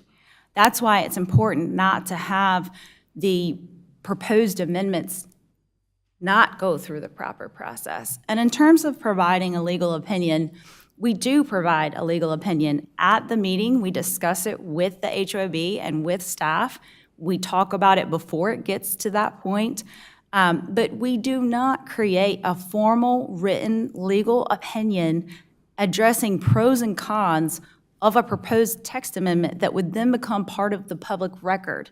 If for some reason an attorney that was representing a developer, let's say, wanted to look for a reason to strike down our ordinance, that would be serving them on a silver platter, pros and cons and potential weaknesses of the ordinance language.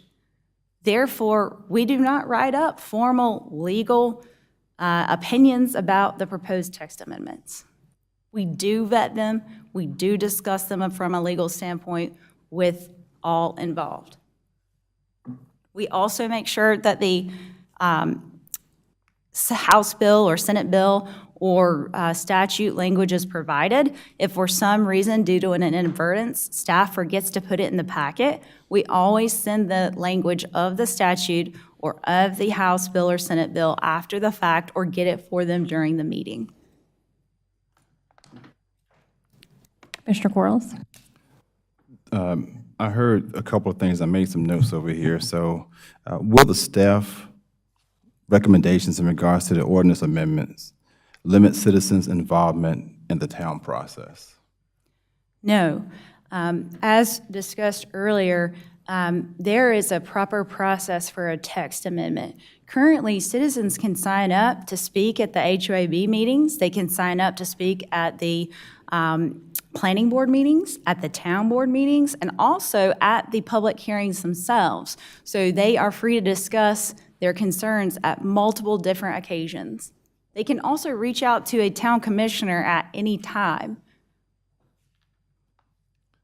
My last question, or second question, is will this take away the ability of HOAB members to propose ideas and hamstring all citizens or residents who cannot afford nor understand how to pursue governmental changes? So going back to some of the previous discussion, HOAB members should not be taking up personal agendas of citizens and pushing them through the process, skirting the process, without having that citizen file an application for a text amendment and file the application fee. Again, that is because we have an appeals process in place that must be followed.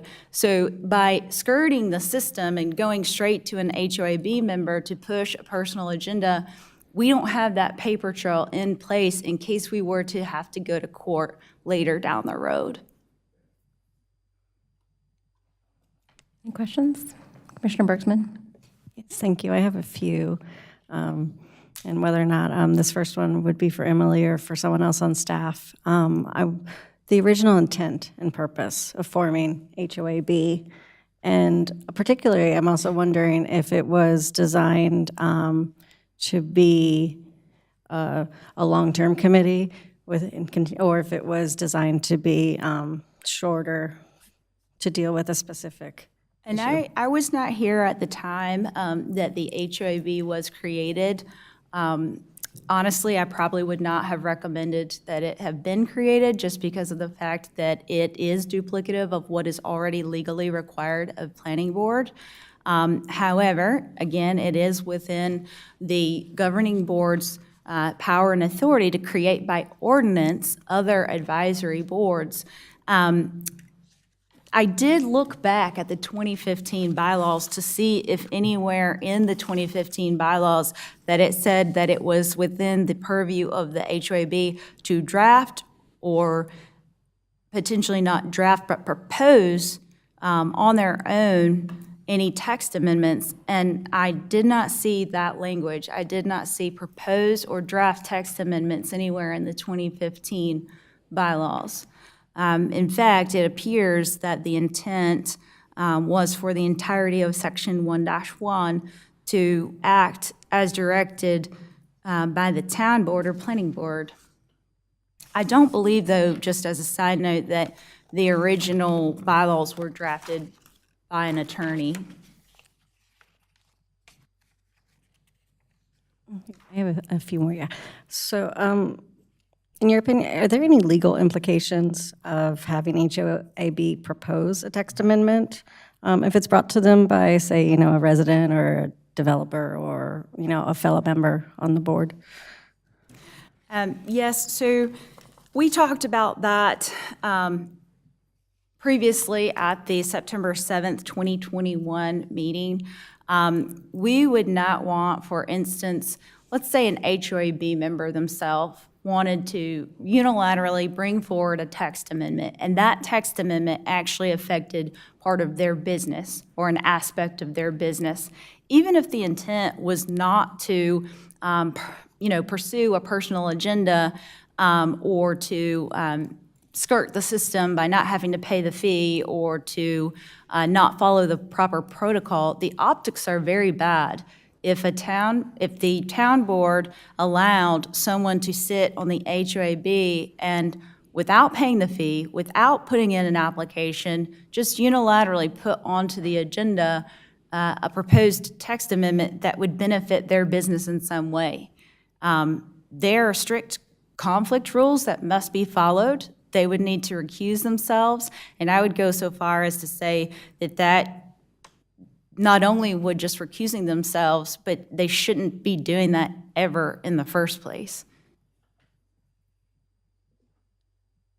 And I have one last question, and one of the red lines actually, I think, adheres more to planning board and is crossing out planning board.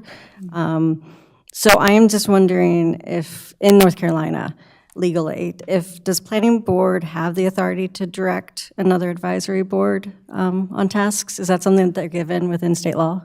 So I'm glad that you brought that up, because 160D-301B sets forth the duties that are the statutory duties for planning board, and nowhere in that set of duties that is enumerated in the statute does it say that an advisory board that is created by the governing board can direct the HOAB. So we wanted to make that red line to essentially clean that up. It's a cleanup edit.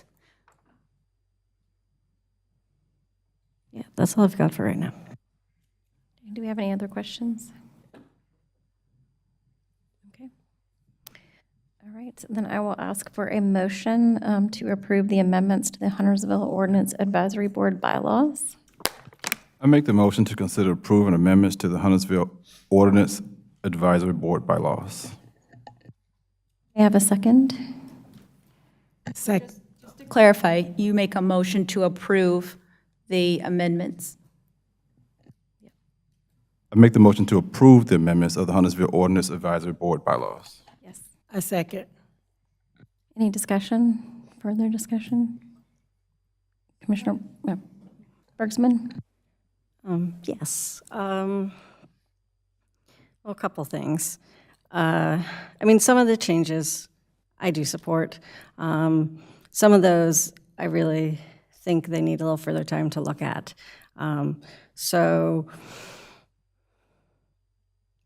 I'm honestly still on the fence and how this discussion goes. But one of the things that I wanted to bring up was specifically in regards to the red line about the chairperson's involvement with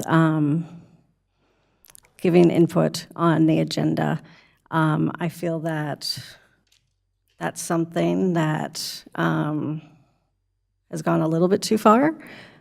And, you know, I'm looking at, you know, whether or not, I mean, I personally feel like that's something that, you know, a chairperson along with staff should still have the ability to give input and advice on the agenda.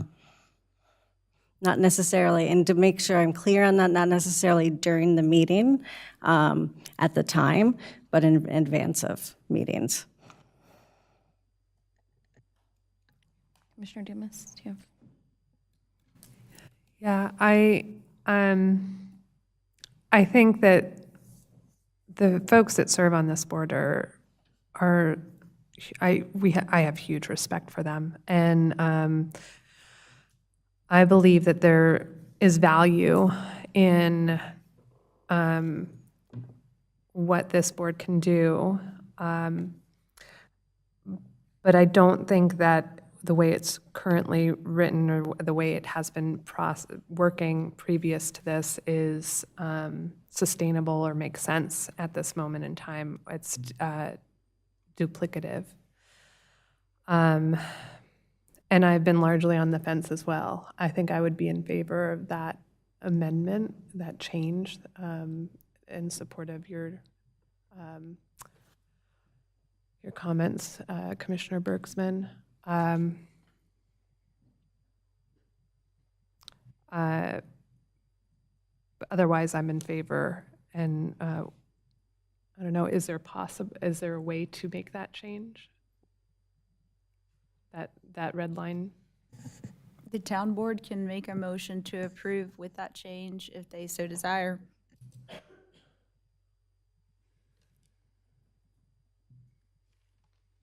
Okay.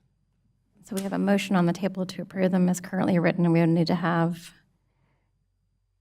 an, If someone is attempting to make a substitute motion, they would need to do so. okay. Well, the other thing I want to bring up before that is how many members of, I mean, these are volunteers that we are talking about who give hours of time to our community, who have also, some come out tonight. And, you know, I am hearing that there is a desire to be a part of the conversation, that there's acknowledgement that the process can be improved and that the way that HOAB currently runs, there's room for improvement. So the other thing as well, I mean, I don't know if there's the interest in here in a continuance or not. Those were really the two questions that I had tonight to fellow board members. If not, then, you know, I at least plan on making a second motion to make that one change. But I'd like to hear what others have to say. Commissioner Hunt? Well, I appreciate everyone's service on HOAB, and I can tell that they are passionate about it. I'm glad that we have residents who are interested in serving on these unpaid boards. But as Ms. Sloop identified, the HOAB is indeed unique to Huntersville. It's duplicative of the planning board, and it has occasionally prevented us from being in compliance with state statutes, which is obviously very problematic. So based on the details provided, I support the motion that Commissioner Quarles made. Commissioner Walsh? I too support the motion as it was originally proposed by Commissioner Quarles. Commissioner Rivers? So I want to say, number one, because the initial motion was made, I don't want to discredit anyone's service or work that the HOAB has provided. So I don't want that to be misconstrued or anyone to think that because this motion is made that we are discrediting your work. I just think that we definitely need to be in line with our policies or procedures and bylaws, and just making these amendments would assist in doing so. So I am in agreeing with Commissioner Quarles. Commissioner Bergman, are you intending to make a substitute motion? Well, it doesn't seem like there's a need. It's up to you. Okay. Any further discussion? Okay. All those in favor of the motion that is by Commissioner Quarles to approve the amendments to the Huntersville Ordinance Advisory Board bylaws, please raise your hand. We have Quarles, Hunt, Dumas, Walsh, and Rivers. Any opposed? Commissioner Bergsman. Thank you. Okay, we are on to item 10E. Consider adopting an ordinance to amend the Town of Huntersville Code of Ordinances to establish a procedure for reimbursement agreements. Yes, good evening again. So as far as item 10E goes, this is an ordinance that would allow the town to enter into reimbursement agreements for municipal infrastructure that is on the town's capital improvement plan. And in order to do so under 160A-499, we do need to have an ordinance in place to be able to have these types of agreements. I just want to reiterate that the agreements will still need to be approved by the town board in accordance with our contracting policies and delegation, as well as any necessary budget amendments. They would also have to come back before the town board. Any questions for Ms. Sloop? Okay. May I have a motion? I would like to make a motion that we consider adopting an ordinance to amend the Town of Huntersville Code of Ordinances to establish a procedure for reimbursement agreements pursuant to NCGS 160A-499. May I have a second? Second. Any discussion? All those in favor, please raise your hand. Any opposed? Okay, the motion carries unanimously. And next we have item 10F. Consider adopting a resolution to update standard reimbursement agreement. Ms. Loop. Yes, for my third item that I had on the agenda tonight, we have an updated reimbursement agreement that would be used to reimburse schools for street improvements that the town requires to the municipal street system. In approximately 2017, the General Assembly passed what is now 160A-307.1. That section of the statutes mandates, does not give an option, but mandates that the town board reimburse for these types of improvements. However, there has been case law recently that changed the definition of what street improvements are, and also the state statutes, as you know, are fluid.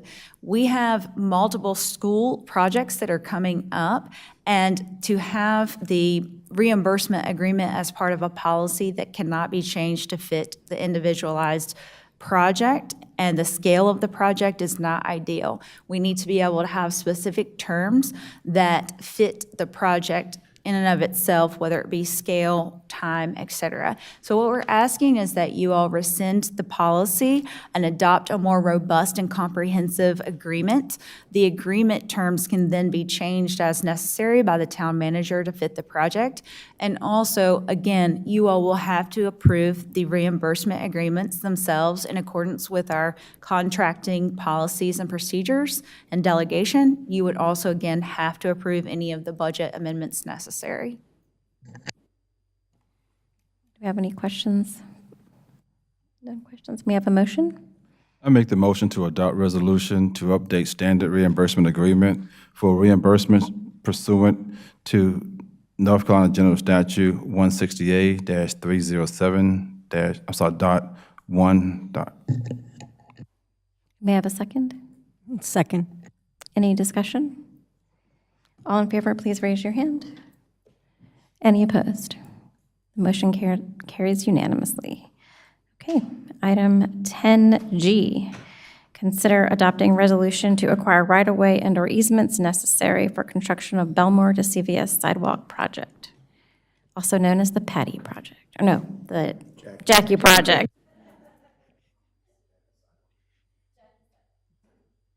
Yes, good evening.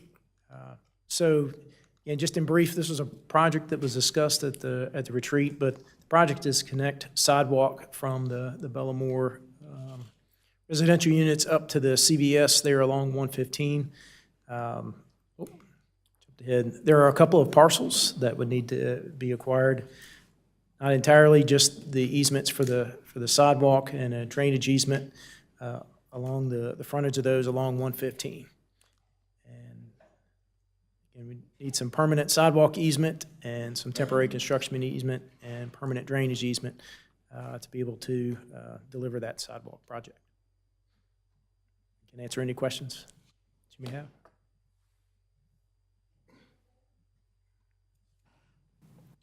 No questions? Okay. Can I have a motion to adopt the resolution to acquire right-of-way and/or easements for Belmore to CVS sidewalk project, please? I'll make the motion to consider adopting resolution to acquire right-of-way and or easements necessary for the construction of Bellamore to CVS sidewalk project. And may I have a second? Second. Okay, any discussion? Bergsman?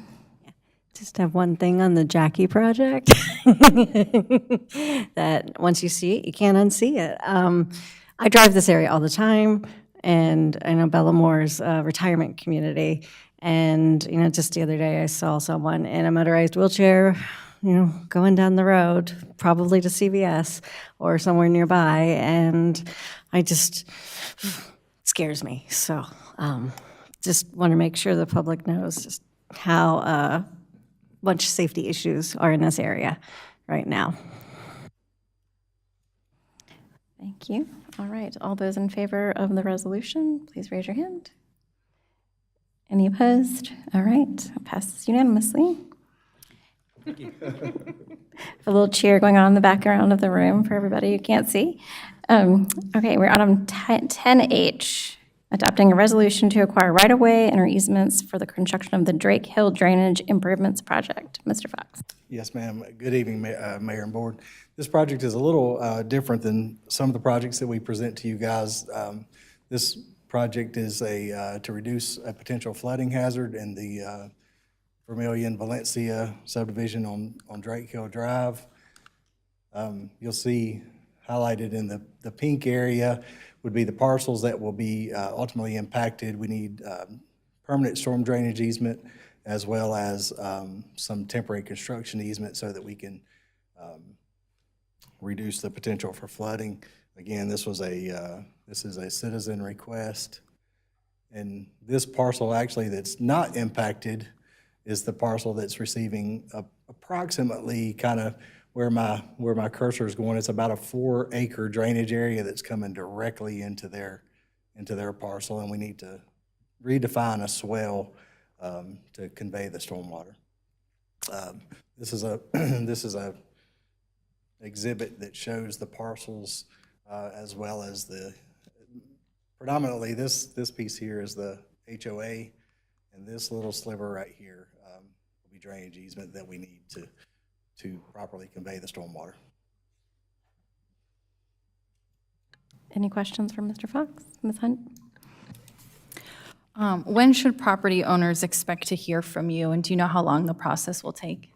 So we've had lots of discussion on this. I just received the piece of paper that you're seeing right here myself less than 2 weeks ago. So I was in a hurry to get it on your agenda so that we could go out and work with it. Again, it's a flooding risk for a property owner, and so we try to move these things pretty quickly. The consultant has been working on this for probably a couple months to come up with the design. And again, I just got the design. So I expect that we will be reaching out to these folks. If this passes tonight, this week, we'll be reaching out to acquire the right, to start those discussions. Yeah. Did you say that it looks like most of the easement or right-of-way necessary is with HOA? That's correct, yes. This sliver, if you look behind you, this entire sliver is common open space for the HOA. And really the only other impacted parcels is this triangle, which is a vacant lot, and we will need a little bit of drainage easement and right of entry construction easement, and then one little sliver of drainage easement on that parcel. None of this will be right of way, by the way. It's all easements. Any other questions? Okay. May I have a motion to consider adopting the resolution to acquire right-of-way and/or easements for construction of Drake Hill drainage improvements? And then maybe just for clarification before I make the motion, because you just mentioned that there isn't right-of-way. So should the motion, should I not mention right-of-way? Because I kind of phrased it how the agenda was written. I think because it says right of way or easements, I think we're covered. Okay, cool. Refer to Emily. That's good. Correct. And/or, okay. So I make a motion to acquire right-of-way and/or easements necessary for the construction of the Drake Hill Drive Drainage Improvements Project. And may I have a second? I'll second that. Any discussion? All in favor, please raise your hand. Any opposed? All right, passes unanimously. Thank you. Thank you all. And lastly, we have HI, which is approving the employment contract for town manager, and that is me. And so just want to provide some support for why I would like this contract to be approved. Our town manager, Anthony Roberts, who I've known since 2019, manages a $110 million budget. He's a strategic thinker who puts the best interests of our town first. He has strong intergovernmental relationships that extend far beyond Mecklenburg County and can help us grow and build in a way that we want. He is really good at finding grant funds and managing those and making sure that we are applying for all the things that we need to so we can maximize the use of our town dollars. He leads us in a most professional way and also leads our department heads to achieve our town goals and is clear in that. Mr. Roberts is also an innovative problem solver and strategic risk taker. which is good for me, as I am as well, and also is fantastic at fostering relationships in our community with transparency. And so therefore, I ask that y'all approve the improvement contract for our town manager. Do we have any discussion? Any questions? No? All right. May I have a motion to approve the employment contract? I make a motion to approve the employment contract for the town manager, Anthony Roberts. May I have a second? I'll second. And any discussion? Commissioner? I was part of a team of commissioners who hired Mr. Roberts several years ago. Tonight, I'm proud to be a part of a team of commissioners who will extend his contract and his service to the town of Huntersville. Huntersville is very fortunate to have him as our chief executive. I could spend hours this evening speaking about his accomplishments, but I want to focus in on one. A company or a town is only as good as its employees. Mr. Roberts has done an excellent job of hiring, training, and retaining many employees who serve this town. This was particularly evident in his succession planning. We probably had one of the smoothest transitions, at least that I can remember, in our police department about a year ago when an internal candidate was promoted to chief. Again, recently, we saw the smooth transition in our planning department as it came under new leadership. Great job, Mr. Roberts, and I look forward to working with you in the coming years. Any further discussion? All right. All those in favor, please raise your hand. Any opposed? The motion passes unanimously. Thank you for your service, Mr. Roberts. All right. Do we have any closing comments? Commissioner Rivers? Commissioner Walsh? No, ma'am. Commissioner Dumas? Commissioner Bergsman? Commissioner Quarles? Mayor Pro Tem Hunt? Commissioner Quarles is jumping in. I want to say yesterday was Commissioner Bergsman's birthday, and tomorrow is Mayor Pro Temp's birthday. So I want to take this moment to say happy birthday.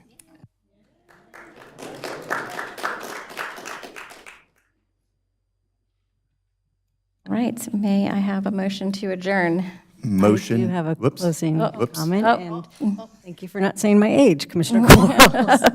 No age is revealed on the dais. That's against Yeah, I do have one closing comment. In addition to March being Women's History Month, it is also Endometriosis Awareness Month. Endometriosis affects approximately 1 in 10 people with uteruses. It is a complex, chronic, inflammatory disease that causes multiple symptoms, many of which can be debilitating. The stigma that persists in regards to discussing menstruation and period pain contributes to the lengthy delay many experience between symptom onset and official diagnosis. Like many other medical conditions, there are also racial and ethnic inequities in both diagnosis and treatment. There is no cure for endometriosis. I am part of the 1 in 10 that has endometriosis. I live with it every day. I experienced my first symptoms at age 16. It took 12 years before I found a doctor who took my pain seriously and first mentioned the possibility of endometriosis. I've spent decades battling this disease. During those years, I learned to hide my illness and function with extreme pain. I'm sharing this message for 2 reasons. As part of my advocacy during Endometriosis Awareness Month to educate the general public about the disease, and also to speak directly to my fellow Endo warriors who might be listening and live with this invisible illness. If you currently feel like you are existing instead of living, silently fighting an invisible illness and exhausted from the unpredictable or constant pain that you try to hide from the rest of the world, I want you to know I have walked in your shoes, that I see you, and that your suffering is not what makes you stronger, and your suffering is not what builds your character.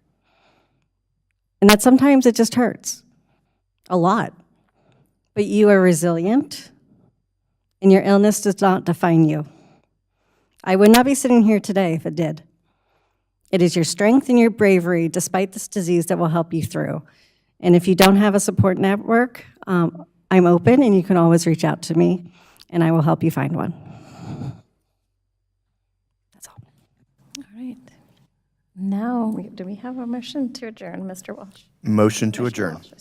In a second. Second. Any discussion? All right, all those in favor, please raise your hand. Any opposed? All right. We are adjourned.